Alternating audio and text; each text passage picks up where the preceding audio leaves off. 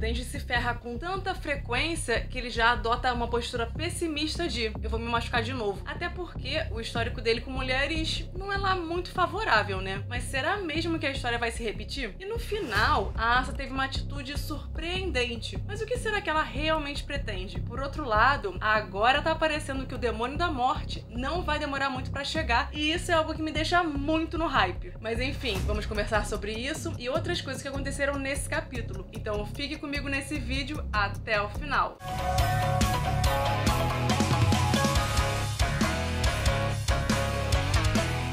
Eu sou a Renata e hoje vamos conversar sobre o capítulo 194 de Chainsaw Man no meu cenário novo. Eu ainda vou mudar algumas coisinhas, mas por enquanto é o que tem pra hoje. Se você puder se tornar um membro do canal, isso vai me ajudar bastante a continuar o meu trabalho, e você pode fazer isso por apenas R$ 2,99 por mês. E claro, eu deixo aqui o meu muito obrigada a todos que já são membros do canal. Mas se você não puder, você já me ajuda se inscrevendo, comentando, deixando o seu like nesse vídeo ou comprando os mangás de Chainsaw Man pelo meu link na Amazon. O capítulo começa por volta das 5 da manhã e a cidade continua um caos, prédios pegando fogo, destruição por todo lado, mas enquanto o mundo desmorona, a Yoru tá dormindo tranquilona na cama e o Denji tá sentado ao lado pensativo. O motivo? O coitado não conseguiu dormir a noite inteira porque ele tava com tanto tesão que perdeu o sono. Fujimoto, você não cansa de judiar do menino não, né? Pô, brincadeira. A Yoru provocou tanto o Denji, deixando ele tanto na vontade, que chegou ao ponto dele ter insônia. Um vacilo, né? A Yoru até poderia não ter dado exatamente aquilo que o Denji queria. Tudo bem, paciência. Mas bem que ela poderia ter saciado a vontade dele dando uma mãozinha, né?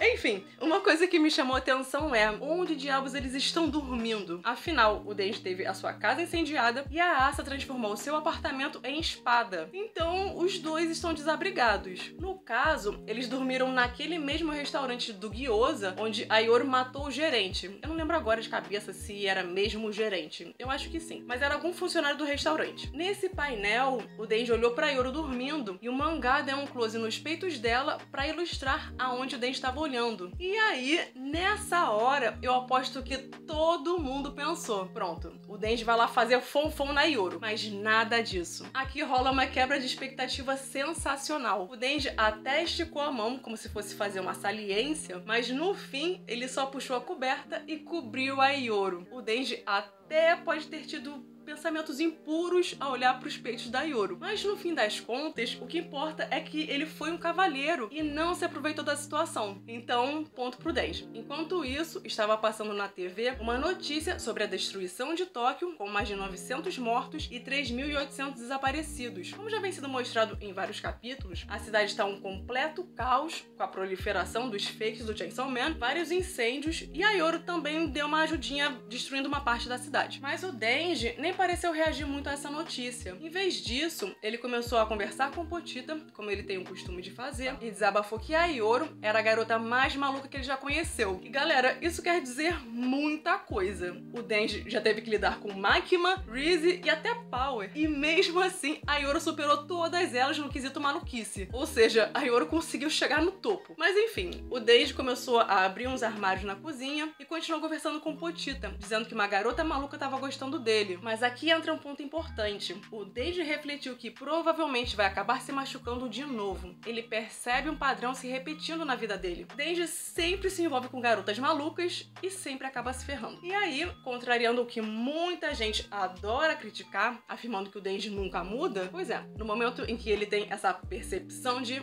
epa, eu vou me machucar de novo, isso demonstra algum amadurecimento dele. Antes, ele sequer percebia essas coisas. Agora, ele já tem essa consciência, já sabe que muito provavelmente vai se machucar de novo. Não só ele adota uma postura pessimista, considerando todo o histórico caótico com as mulheres, que geralmente se aproximavam dele com segundas intenções, mas também ele consegue ligar um sinal de alerta. E isso é uma evolução. Agora, o ideal é que o próximo passo do seu amadurecimento seria ele tentar não se submeter a esse tipo de coisa. Mas isso dificilmente vai rolar porque o que Denji e Asa sentem um pelo outro é recíproco. Mas aí tem gente que vai dizer: ah, mas ele continua sendo um gado e querendo macetar a qualquer custo. sim, continua, porque ele ainda não conseguiu isso. Isso é algo que eu já comentei várias vezes. O Denji vai progredindo nas suas ambições conforme ele concretiza os seus desejos. Antes, ele só queria comer pão com geleia, mas agora isso é banal pra ele. Ele queria pegar nos peitos e depois que ele conseguiu, ele passou a querer algo a mais. E com relação ao sexo, esse é um desejo que ele ainda não conseguiu concretizar. E enquanto ele não conseguir isso,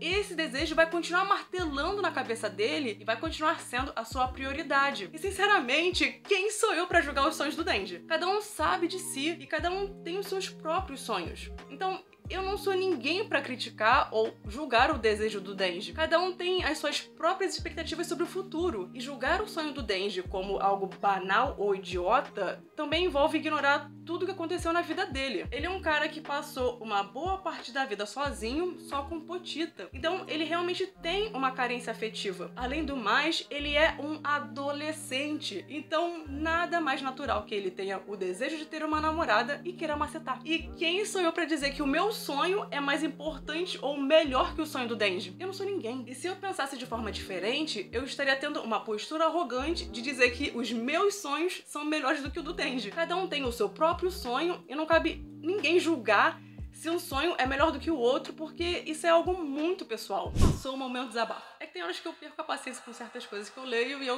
sinto que eu tenho que me manifestar. Mas enfim, por mais que o Denji tenha essa consciência de que provavelmente ele vai acabar se machucando de novo, a situação agora é diferente. Ioro pode ser a rainha das loucas, mas existe uma grande diferença se comparar com Makima e Rizzy. A Ioro gosta de verdade do Denji, e isso pode fazer com que as coisas sejam diferentes dessa vez. Ou não, né? Apesar da Ioro ter uma natureza demoníaca que fala mais forte, já que, pasmem, ela é um demônio, ela gosta do Denji por ser influenciada pelos sentimentos da Asa. E isso é uma coisa que faz muita diferença. Então não tem como afirmar que o Denji vai passar pelos mesmos problemas que ele já enfrentou no passado. De qualquer forma, o importante aqui é perceber que o Denji não tá ignorando todo o seu histórico negativo com as mulheres. Se ele não tivesse ao menos essa percepção, ele continuaria caindo nos mesmos golpes e nem teria noção disso. Mas pelo menos agora ele cai no golpe com consciência. E é muito interessante ver que o Denji tenta se blindar porque ele já imagina que vai dar ruim pra ele. E ele tem toda a razão em fazer isso. Bom, nesse meio tempo em que o Denji colocou uma frigideira no fogo e começou a fritar guiosas, a Ioro acordou e viu o Denji sentado comendo de boa ao lado do cadáver do carinha do restaurante. Aí o Denji disse que os guiosas estavam uma delícia, ofereceu um pouco pra Ioro e nesse momento o mangá corta pra Kiga, Yoshida e Fumiko sentados num banco ao ar livre conversando. E o interessante é que, apesar da cidade estar um caos, esse lugar tá super tranquilo, como se o caos não estivesse chegado nesse lugar. Yoshida comentou que falta um mês pro demônio da morte descer. É, galera, agora tá chegando a hora, hein? E esse verbo descer já apareceu várias vezes nos últimos capítulos e pode até ter um significado mais profundo, como, sei lá, se estivesse remetendo a uma ideia de anjo da morte. Ou então que a morte seria uma espécie de divindade, já que tá no topo da hierarquia dos demônios e por isso que ela vai descer e não subir pra terra. Mas um inscrito até levantou a teoria de que esse descer pode ser alguma referência a uma porta do inferno se abrindo no céu, como já aconteceu no capítulo 84, e isso é algo que faz total sentido. E aqui também tem um detalhe, que o Yoshida falou que o demônio da morte descerá daqui a um mês. Só que no capítulo 146, o Balen falou que a morte chegaria em 6 meses. Então será que ocorreu realmente um time skip de 5 meses no mangá? Muita coisa rolou nesse meio tempo, e a impressão que eu tive é que as coisas aconteciam em sequência. Então, ainda que tenha ocorrido algum salto temporal, 5 meses é bastante coisa. Pode ter acontecido realmente esse time skip, mas não podemos descartar que o Balen pode ter errado na sua previsão inicial. Mas enfim, Yoshida tentou recrutar a Kiga pra ajudar na luta contra o demônio da morte. Aí, a Fumiko entregou pra Kiga uma lista de coisas que ela deveria fazer quando o demônio da morte chegar na Terra. O Yoshida comentou que tinham uns pedidos meio complicados, então se ela quisesse recusar alguma coisa, ela deveria avisar. E aí, a gente percebe que a ajuda da Kiga, que é uma cavaleira do Apocalipse, disse, é fundamental para a segurança pública, porque não só eles estão com o cu na mão com a chegada do demônio da morte, como também eles estão com um problema sério de falta de pessoal. E realmente dá para perceber uma queda na qualidade dos funcionários da segurança pública da parte 1 em comparação com a parte 2, né? A segurança pública já até virou motivo de piada, né? A Kiga ficou alguns segundos parada com aquela mesma expressão de sempre, refletindo sobre o que o Yoshida falou. Até que ela disse, olha só, eu não posso ajudar não. Aí o Yoshida quis saber, tá, mas por que você não pode ajudar? E basicamente o motivo é que a Kiga tem um compromisso mais importante do que salvar a humanidade. E no caso, ele seria um festival cultural da escola. Prioridades, né? E aí a Kiga foi uma das escolhidas para fazer parte dos membros do comitê que tá preparando esse festival e meio que ela tá indisponível para participar do grande evento que é a profecia de Nostradamus se concretizando. Porque, né, o festival cultural é prioridade. É um evento muito mais importante do que a sua irmã chegando na Terra e matando todo mundo. E Yoshida e Fumiko ficaram olhando pra ela com uma cara de porra, não é possível. Ela só pode estar de brincadeira. A Fumiko ficou indignada e tentou argumentar que isso envolvia a sobrevivência da humanidade. Mas a Kiga nem se abalou. Yoshida até tentou negociar, dizendo que eles poderiam arranjar alguém pra substituí-la, mas ela respondeu que não precisa porque, na verdade, ela quer participar do festival com as amigas. Aí, a Fumiko perdeu completamente a paciência e argumentou que se ninguém fizer nada, até mesmo as amigas da Kiga vão morrer. Mas a Kiga continuou sem dar a mínima. O que interessa pra Kiga não é salvar o mundo, e sim aproveitar a vida para ter várias experiências diferentes. E no fundo, isso até faz sentido, porque o conceito da Kiga como o demônio da fome não é algo que se restringe à comida, mas sim a saborear as coisas. E não se trata apenas de comida,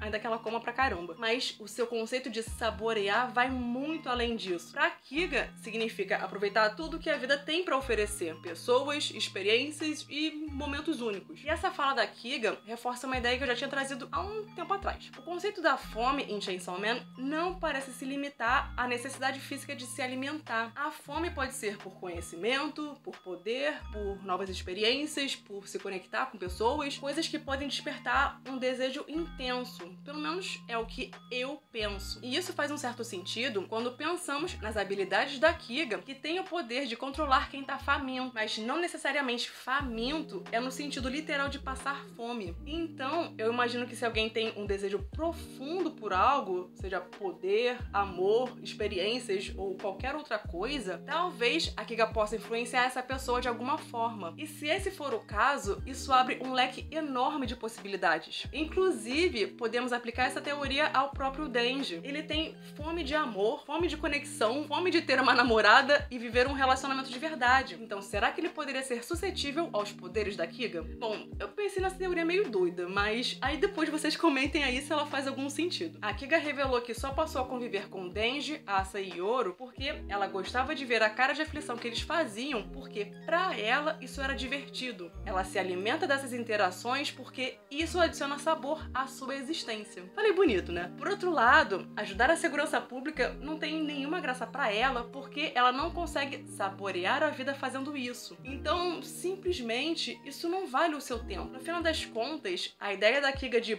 proteger a humanidade não é porque ela se importa com os seres humanos, mas é que se a humanidade for extinta, ela não vai continuar saboreando as coisas da vida e vai perder a sua diversão. Enfim, algumas amigas da escola apareceram e levaram embora a Kiga pro karaokê como parte da preparação pro festival, deixando Yoshida e Fumiko pra trás. Nessa hora, o mangá corta de volta pra Yoru e Denji numa cobertura de um prédio. A Yoru meteu um bang e abriu um rombo bem no meio de um prédio que já tava caindo aos pedaços. Eu não sei como esse negócio não desabou. Denji ficou impressionado com os poderes da Yoru, achando tudo muito divertido. Ele pediu pra ela explodir outro prédio e os dois estavam rindo, curtindo o momento. Mas aí, algo mudou. De repente, a Yoru abaixou a cabeça e quem assumiu o controle do corpo foi a Asa. Ela apontou o dedo na direção do Denji e o capítulo terminou com ele dizendo: "Viu só? O que foi que eu te falei, Putita?", se referindo ao fato de que ele já sabia que uma garota iria machucá-lo de novo. E esse final é bem inesperado porque a gente esperava que a Yoru atacasse o Denji em algum momento e não a Asa. Só que pela expressão facial da Asa, ela parece estar desconfortável, talvez até com medo. Tipo, ela não tá com uma postura agressiva de quem quer disparar efetivamente um bang no Denji, sabe? Qual será a real intenção da Asa? Vários inscritos comentaram que estavam ansiosos para saber o ponto de vista da Asa sobre tudo que a Yoru andou fazendo, principalmente com relação ao Denji. Até porque,